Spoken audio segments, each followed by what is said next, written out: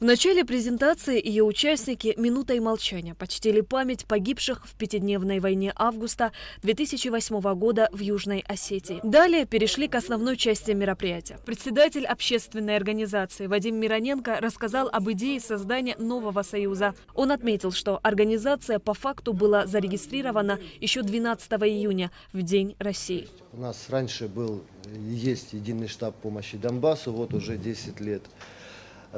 Было представительство Донецкой Народной Республики, на базе казачества она у нас открывалась. Сегодня его нет, потому что Донецкая Народная Республика вошла в состав Российской Федерации и находится под юрисдикцией Российской Федерации.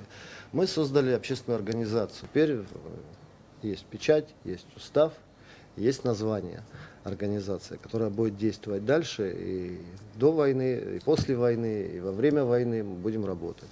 То есть останавливаться не собираемся.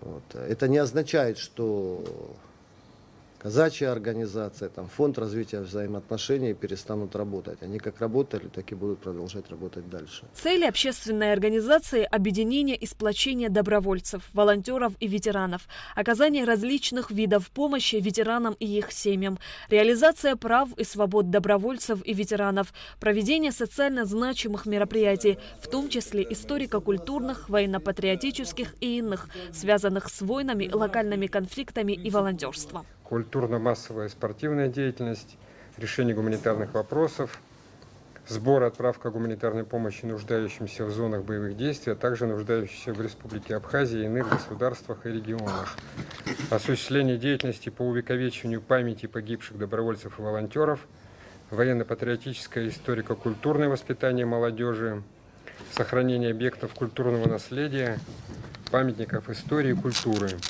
укрепление историко-культурных связей с Российской Федерацией, развитие дружбы и сотрудничества, поддержание мира и согласия между народами Российской Федерации и Республики Абхазия.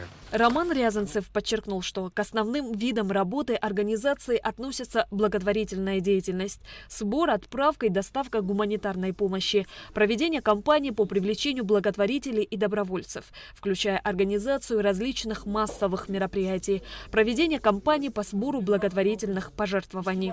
От лица главы Республики Крым Сергея Аксенова с образованием общественной организации «Доброволец» собравшихся поздравил советник главы Республики Крым Александр Синявский. Сейчас очень видно, как Российская Федерация и братские республики, такие как Осетия и Абхазия, одной силой выступают против этого вражеского, фашистского машины.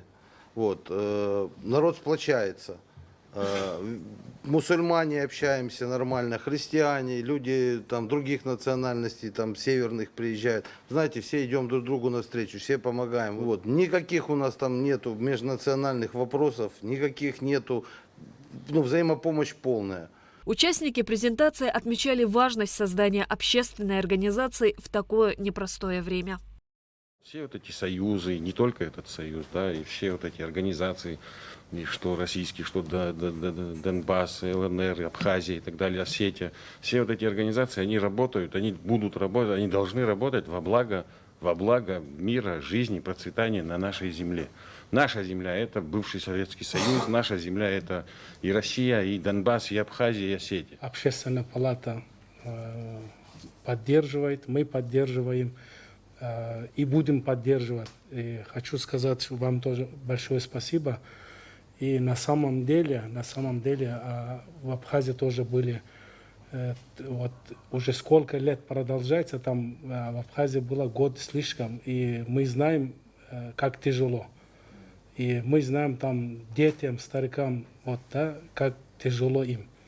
Мы просто сидеть и ничего не делать, смотреть этого не сможем. В завершении презентации были вручены грамоты Комитета по делам инвалидов и ветеранов войны ДНР неравнодушным гражданам и представителям бизнес-структур за оказанную благотворительную помощь ветеранам, инвалидам и их семьям.